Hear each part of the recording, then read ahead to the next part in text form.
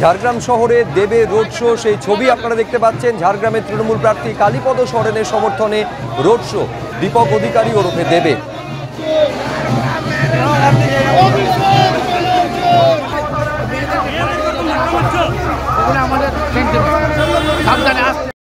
আমার মনে হয় কি ঝাড়গ্রামের মানুষ রায় দিয়ে দিয়েছে কি 4 জুন কি রায় হতে চলেছে।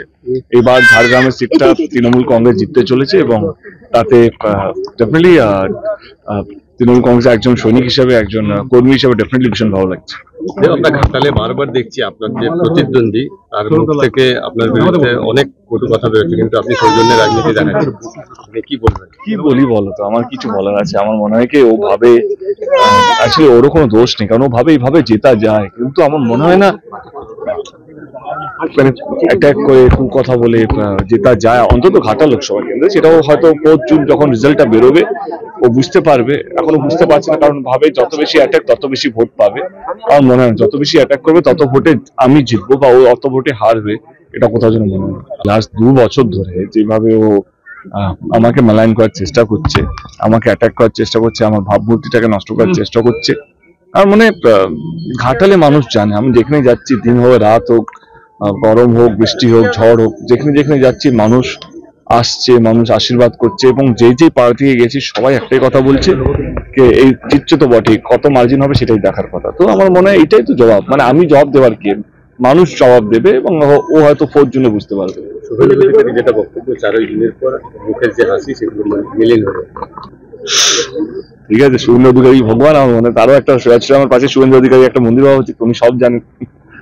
কয়েকদিন বাদে মিঠুন চক্রবর্তী আসছেন ঝাড়গ্রামে প্রচার করতে, কি বলবেন মিঠুনদাকে নিয়ে? তোমরা একটু জল নিয়ে রেডি রাখো, আমার খুব সজ্জন মানুষ, আমার খুব কাছের মানুষ, রোদ পড়েছে, একটু ডাবের জল দিয়ে আমার হয়ে একটু দিও। এবারে যা রায় হবে বাংলায়, সেটা আমাদের 2019-এ যে রায়টা হয়েছে তার থেকে অনেক বেশি গুণ ভালো হবে এবং অনেক বেশি সিট আমরা এবারে জিততে চলেছি।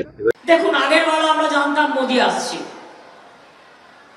তার আগের বারও একটা আজ করেছিলাম মোদি বাবু আসছেন। আর যদি জিজ্ঞেস করেন দিদি খবর কি আছে কিছু, আমি বলি হ্যাঁ খবর আছে, জব্বর খবর। খবরটা কি না, তো এবার হাওয়া বদল হচ্ছে। আপনারা জানেন তো, খুব গরম পড়লে কষ্ট হয়, তারপরে মানুষ একটু বৃষ্টি চান, বৃষ্টি আসলে আবার তখন তার ভালো লাগে। হাওয়া বদল মানে কি? হাওয়া বদল মানে 420 গ্যারেন্টি বদল হচ্ছে, ভালো করে জেনে রাখুন। কেউ ভয় বলতে পারছে, কেউ পারছে না।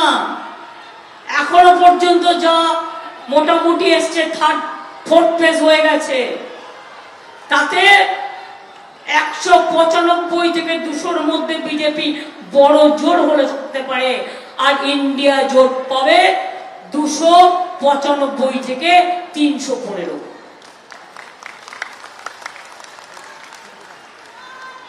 অর্থাৎ বলে বেড়াচ্ছে ইসবার 400 পার, আমি বলি ইসবার পগার পার।